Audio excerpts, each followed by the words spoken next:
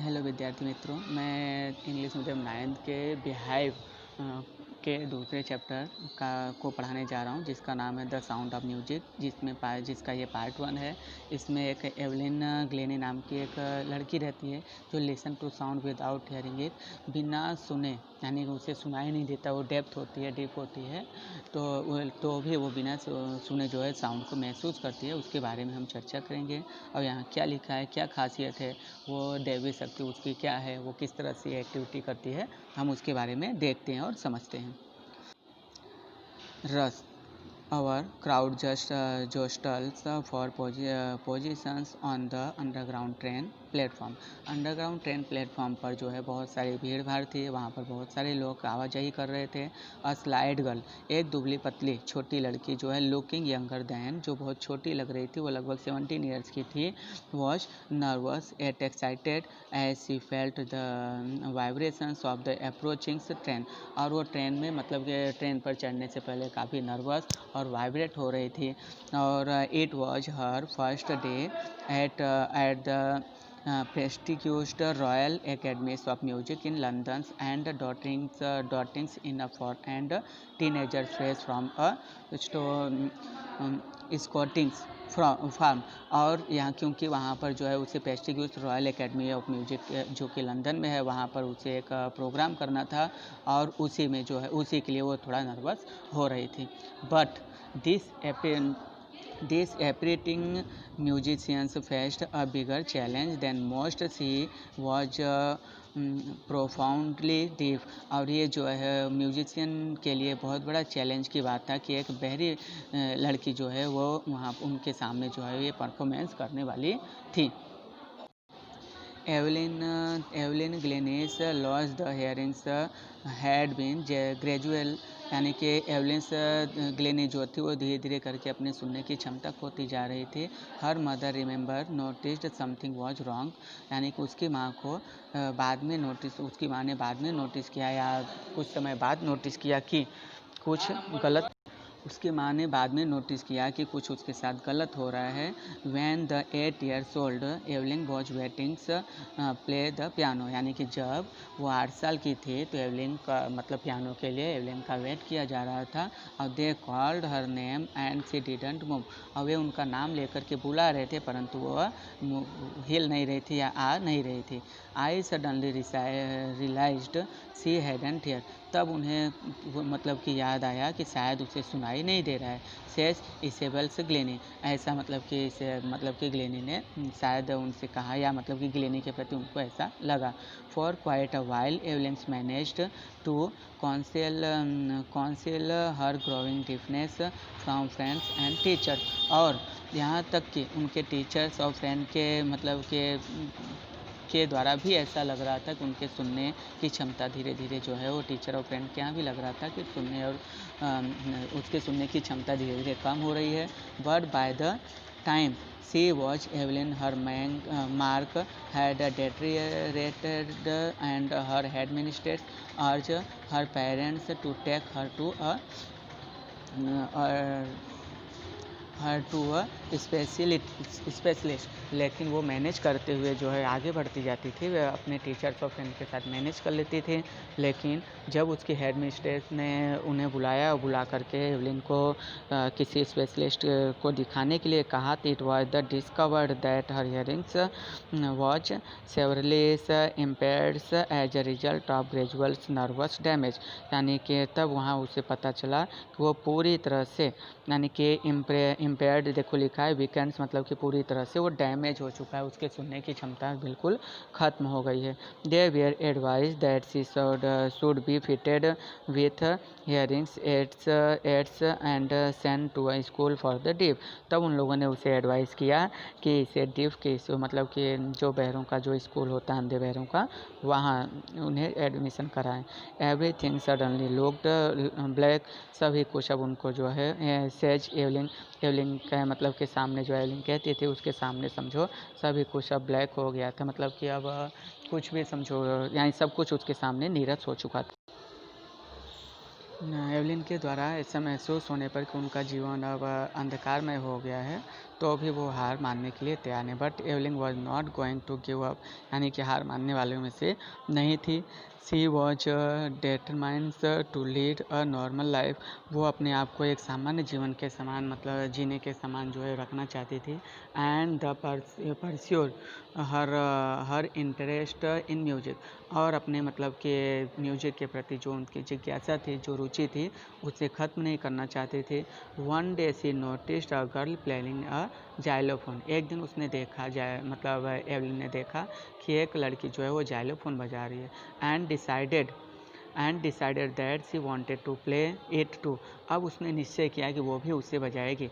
Most of the teachers discouraged her, बहुत सारे ज़्यादातर टीचर जो है उन्हें मतलब उनकी बहादुरी को जो है तोड़ दिए, उनकी कम उन्हें मतलब कि नीचा दिखाने लगे।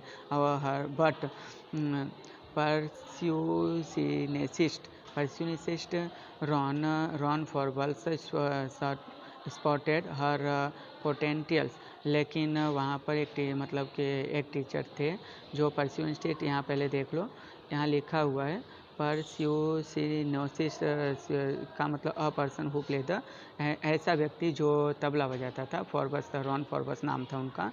उन्होंने उनके पोटेंशियल मतलब क्षमता होता है, क्षमता को देखा, किसके, एवलिन के। He began by turning to large drum, उन्होंने एक मतलब कि 2 बड़े ड्रम को लेकर बजाना शुरू किया, 2 डिफरेंट नोट, जो अलग अलग लय में। Don't listen through your ears, और उन्होंने ऐसा एवलिन को सुझाव दिया कि तुम कभी भी इसे कानों से सुनो मत। ही वुड से, ऐसा उन्होंने कहा। Try to sense it come other way, तुम किसी दूसरी तरह से जो है इसे महसूस करना सीखो। सेज एवलिन से, ऐसा एवलिन से मतलब ने कहा।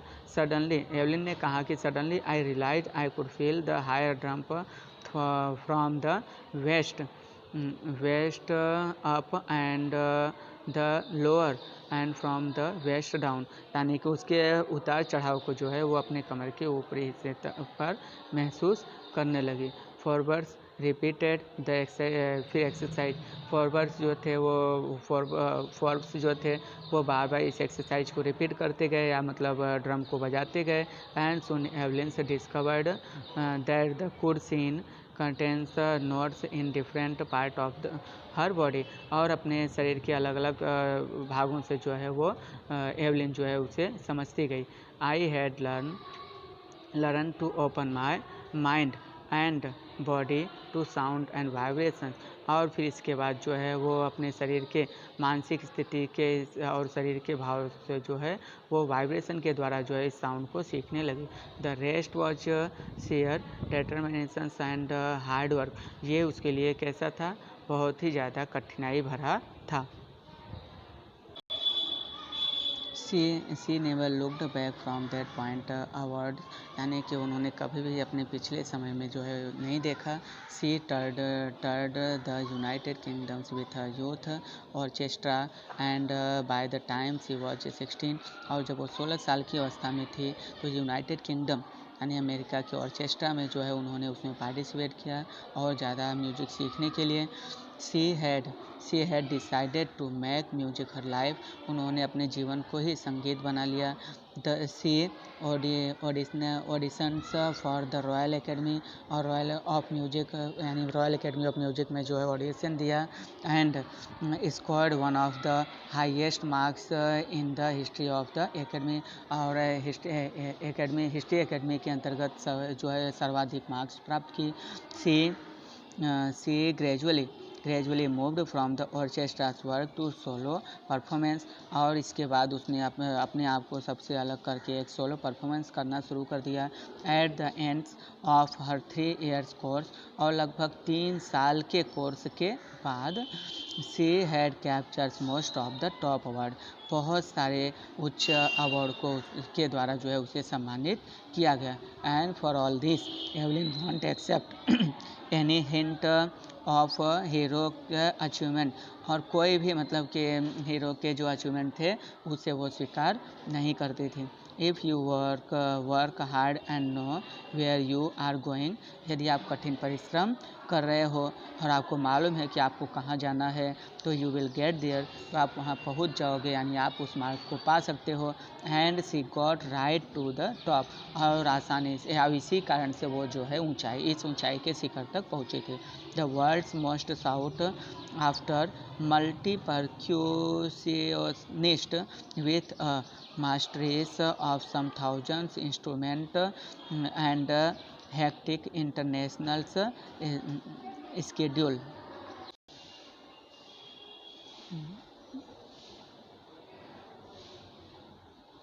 At the end of her 3 years course, she had captured most of the top award, यानी बहुत सारे अवार्ड को प्राप्त कर चुकी थी।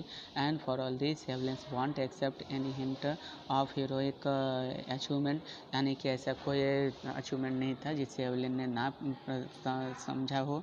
इफ़ यू वर्क हार्ड, और वो ऐसा बोलती भी थी, यदि आप कठिन परिश्रम कर रहे हो तो आपको यदि मालूम है कि आपको कहाँ जाना है, तो आप ज़रूर वहाँ पहुँच जाओगे।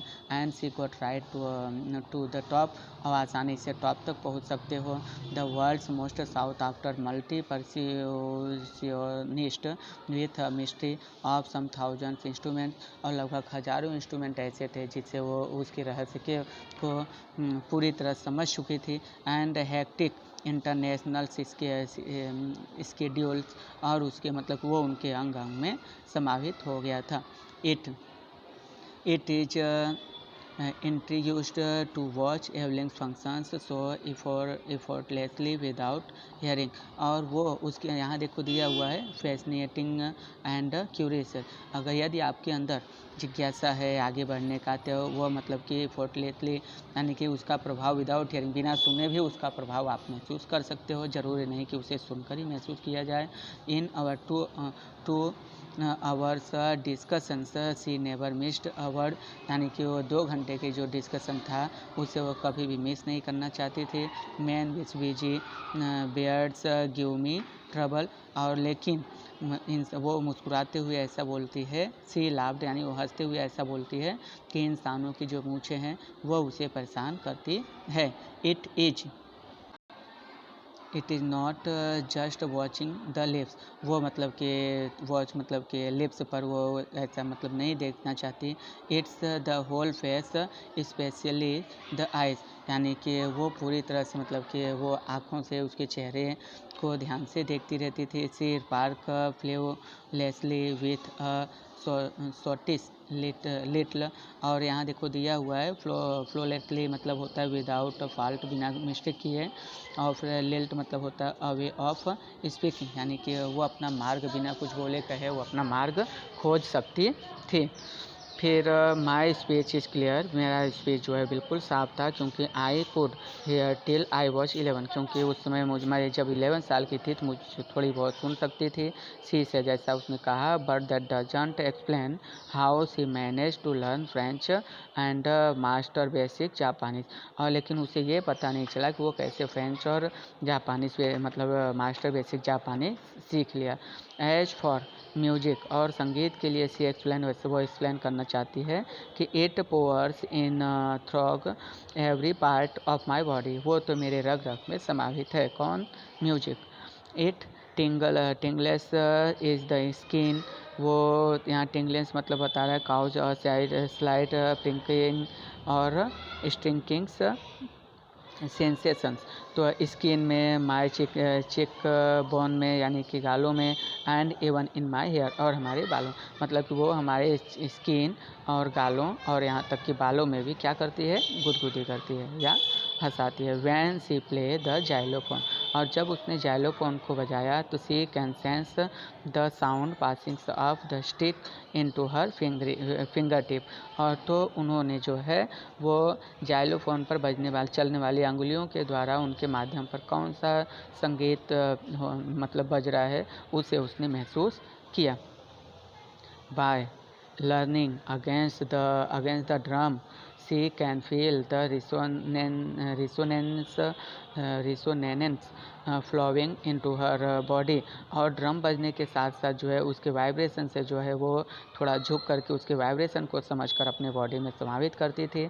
On a wooden platform she remove her shoes. अब वुडन प्लेटफॉर्म पर तो वह अपने शूज को रिमूव करके so that the vibration pass through her पैर feet and up her legs, यानी कि अपने मतलब वुडन प्लेटफॉर्म जो होता था वहाँ पर तो अपने शूज को निकाल करके वो वैसे ही रहती थी, जिससे कि उसमें बजने वाला संगीत वाइब्रेशन के माध्यम से जो है उसके लेग तक समावित हो सके और उसे उसके बारे में जानकारी मिल सके।